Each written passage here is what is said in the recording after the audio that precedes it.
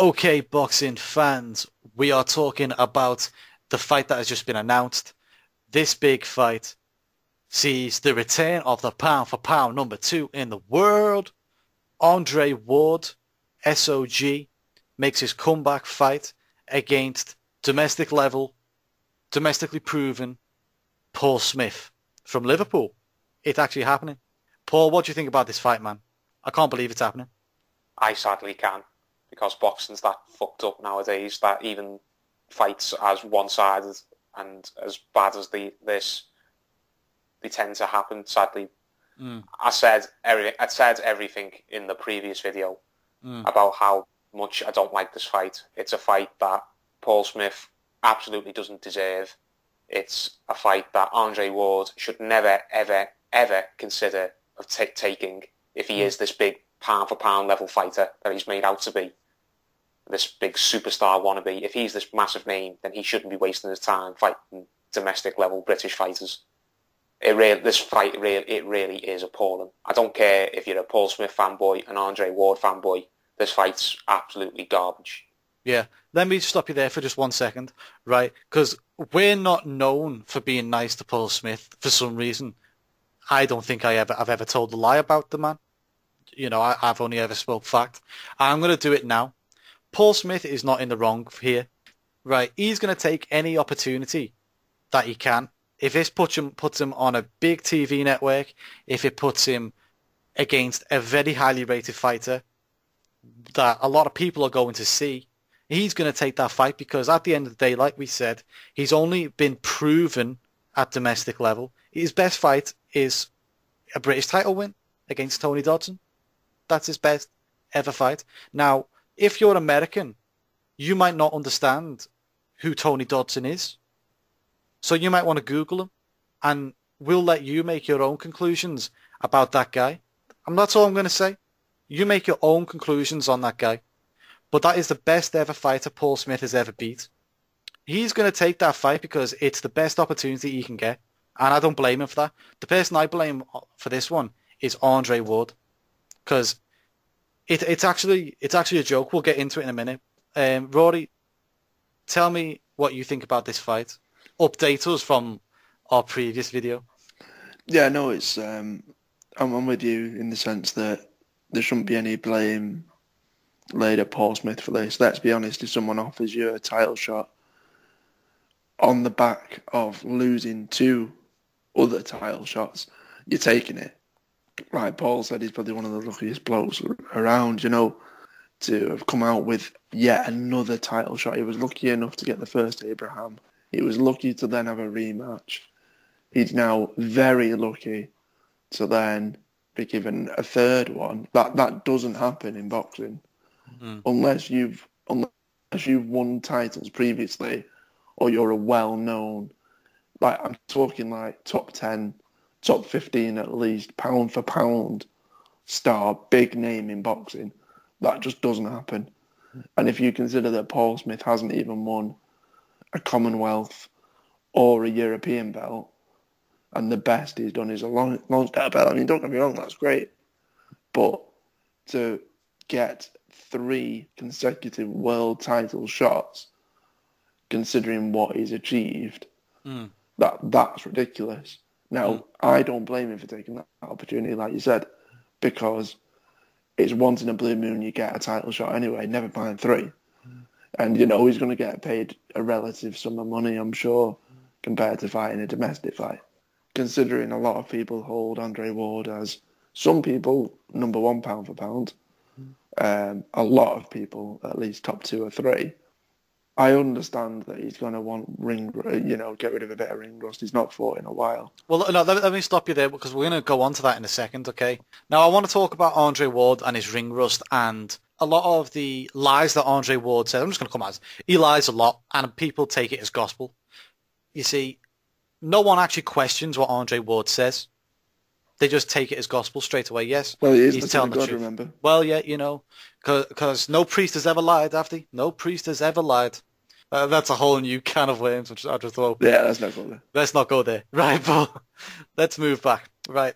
Andre Ward said many a times, all you need to do is Google Andre Ward calls out and he says, I'm in training every day. I'm still fit. I'm ready to fight this man or that man then. Let me run through a few names. Triple G, I'll fight him now. Carl Froch, most recently, I'll fight him in the UK now, as in a month. That's what he said no less than a month ago, Andre Ward. He's ready now to fight Carl Froch in the UK. He'll fight him anywhere in the UK, just not Nottingham. Does everyone remember Andre Ward saying that? Yep. Good. Yeah. Yeah, exactly, because that's what he said.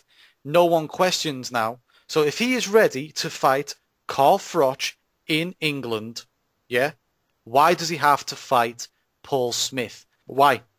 Because that's a contradiction. He's contradicting himself. He's ready now to face a much better fighter than Paul Smith will ever be. Agreed? Yeah, definitely. Now. He said now. Why does he have to go backwards all the way to British domestic level to fight Paul Smith? Maybe he's just got a little bit of ring rust. Then why can't he fight a better opponent? Try and answer that question. Come on, guys. Answer the question. I'll tell you. It's because, like I said, Andre Ward has got a lot of people who love him on forums and on YouTube and on Twitter. As you said, they don't love him enough to actually buy his tickets or anything. That's right. But they stick up for him. They talk about how great he is. But the fact is, for me, Andre Ward, he's no different than all these fighters who fight for Al Heyman, who call out the big names, knowing that those big fights will never happen. That's and right.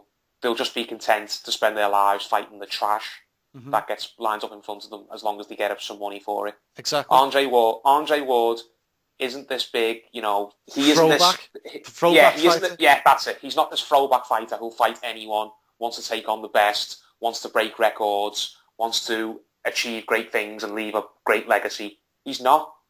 He really isn't, because the stuff he's done in his career, especially since winning the Super 6, have been the complete opposite of all the stuff I've just listed off.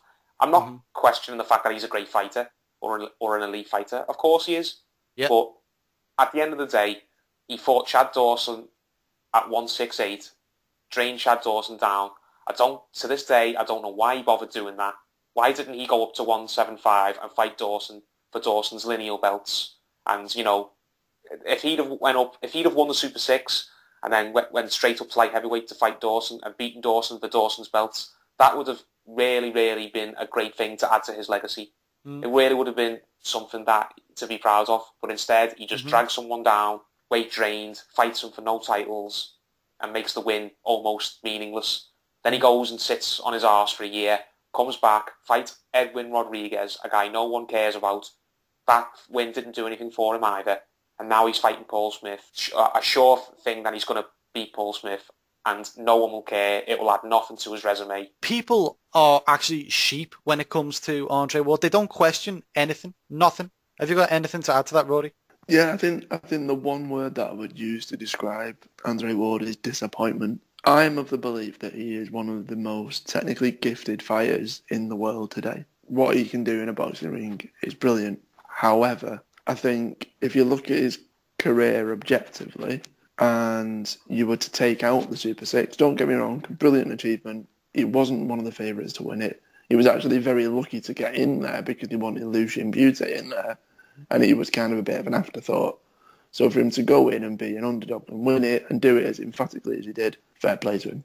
If you take the Super 6 out of it, in which it was a competition where everybody had to fight everyone in there, those were the rules. Give or take people being injured and pulling out and so on. If you take those fights out of there and you look at his career, it's relatively disappointing. His best win to date prior to the Super 6 was Edison Miranda, who he took the full distance. This is the same Edison Miranda that Tony the Bomber Bellew beat and knocked out, I think. Yeah. So you compare that, and it was a past Edison Miranda. And we're not counting the Chad Dawson win because he was just shell shocked, just destroyed. Yeah. He was dead before he even turned up. Of course, and you look at the Chad Dawson there's now, and he's just like, he's the shell of the fighter that he was pre-Ward. You look at that weight drain Chad Dawson, but anyway, and then Edwin Rodriguez, who no one really gave a shit about. So you take away the Super 6, and it's a disappointing. He's an Olympic gold medalist, isn't that right? He's got amazing skills.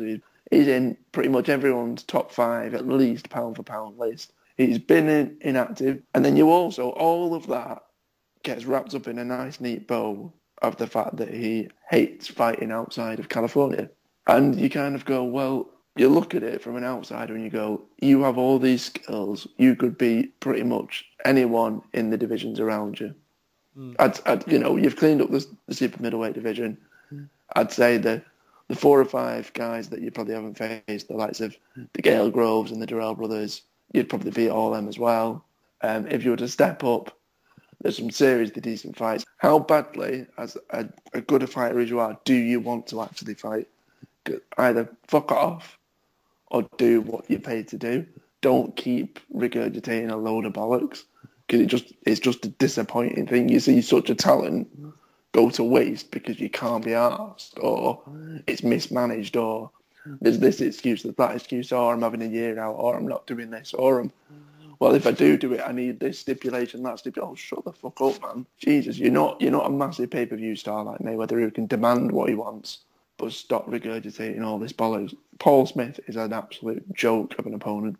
That's right. For someone as talented as him as well, that's why he's disappointing. If he was shit, fine, but he's a brilliant boxer, and he ruins it all by these horrendous decisions or demands that he puts out there, or his team, or whoever manages him does. Yeah. I mean, one of the points that I wanted to get you all to take on board is either he's ready to fight these guys now, the Triple Gs, the Frochers, even the Kovalevs. He's ready to fight those guys. Maybe he is, or maybe he's not, and he's lying. What do you guys think? Do you think he's a liar? If he's a liar, he's a liar. He's not the only fighter who lies. Every fighter in the sport's a liar. You know? Well, I mean, really. Well, people act as if this guy is holier than thou. Yeah, exactly. The son of God. Yeah, like I said, I thought Rory summed it up perfectly. His whole career has just been a disappointment, and you just look at him and you shake your head. But come on, man, either show some ambition, be in the fights that the fans want you to be in, or just retire. He's threatened to retire before. He said, oh, well, if this doesn't get sorted, I'll just retire and I can walk away from the sport happy. Well, part of me almost wishes he had now. What's he come back to fight Paul Smith? Yeah, well, the talk is that he doesn't just need... I mean, this is because he's a liar, right? He doesn't need one tune-up fight. He actually needs 2. And the other one, I assume the next one's going to be, the Rodriguez standard, maybe someone like... Rocky Fielding, probably. Well, yeah, it could be. Tony Dodson. Realistically, they've been talking about guys like Marco Antonio Rubio, who got battered by Triple G. And this is going to take him well into the next year, because you know how it is. 6 weeks training camp, you have the fight, then you've got to have another month to 6 weeks off afterwards to recuperate. Then you have to make your next fight. Then you go for another training camp for 6 weeks. See, now that's already 3 months gone before he has the fight. And then there's another 6 weeks gone recuperating. I mean, and that's just saying that there's no gap between the recuperation time and the next training camp. He's not going to sit there inactive, because we know full well fighters sit there inactive for a few months, not doing shit. We know that for sure. That's just saying that. That's saying that he gets out as quickly as possible, which he ain't going to do realistically. So I think in answer to your question, in terms of whether or not he's telling the truth, I think he probably is a guy who keeps himself fit, and that's what he does. He does that just because he probably would anyway. I think he probably would be fit enough facing an opponent, and I think he's good enough to face a lively opponent. I just question his heart and his desire. I genuinely think... You have more belief in him than he does then? Yeah, I just genuinely think it's a case of that it's not, over the last 2 years, it's not panned out how he thought it would. All the sort of like behind the scenes stuff with Houston Shooter and all that, and promotional wranglings, and I think all that has gotten in the way of, he won the Super 6. He went and then beat Chad Dawson. He thought, right, brilliant, doors are going to open. But he's a boring-ish fighter to watch for the non-boxing purist. And he's not making the money he thought he would do because of everything that's gone on. And I genuinely think he's just come back because he has to. Yeah. Well, let's move on from that part now and let's look into the actual fight itself. I mean, this is actually a lose-lose situation for Ward. First of all, he's going to win it anyway. If he wins, and he wins emphatically via knockout and beats the shit out of him, anyone with half a brain who knows who Paul Smith is isn't going to give him any ratings for it, because it's Paul Smith. So what? What have you proved? Proven nothing to me. Okay, now let's go for the other situation. What if he looks shit? That's a lose-lose situation. If you win but look shit doing it against Paul Smith, you might as well retire. Triple G is up here. Kovalev is up here. Stevenson is up here. Paul Smith, sorry, but he's down here. Oh, God forbid. What if he loses? It's not likely. I wouldn't put a penny on it. Oh, the 2 years, man. It was just too much, man. God willed it. Yeah, God will. Man, if he lost, he would change religion. Honestly, it's lose-lose situation. It is what it is. Lose-lose situation for Ward. He's stupid. Paul Smith, I don't give him that much credit, but, you did all right. You've done all right for yourself in this one. This is the thing. His rep can only go. Can it go down? If he gets knocked out in one round, it'll go down. As long as he doesn't get stopped in the first 3 rounds, his rep is not going down. Yeah. That's that. Right. So it's a win-win for him. He gets paid. He gets big-time exposure. It's lose-lose for Ward. Lose-lose. He can't. He cannot win. He'll win. He'll win the battle, but no one's going to give him no respect for it. And people who do that, they're just showing their level of boxing intelligence because they clearly do not have any. They are sheep to the fact that they will accept anything that Andre Ward or the commentator says because he is not a good opponent for him. You can't tell me the number 2 pound for pound in a world that everyone else says. I'm using everyone else's words today. Paul Smith is domestic level. They shouldn't even be able to fight each other. So, Paul, what is your official prediction for this fight? And give us a rundown on how you think it's going to go. Paul Smith won't win a minute of the fight. He'll be overpowered by Ward. He'll be bullied on the inside. He'll be backed up onto the ropes. Ward will, I think, might take a few rounds to just get a little bit of rust off and start slow, but he'll still dominate Smith, and I'd see him beating Smith down and stopping him around round 7 or 8. I think it'll be similar to the Chad Dawson stoppage where he doesn't just knock him clean out. He pounds him and pounds him and pounds him, and eventually the towel comes in, or Smith just decides, I don't want no more. I've got my money.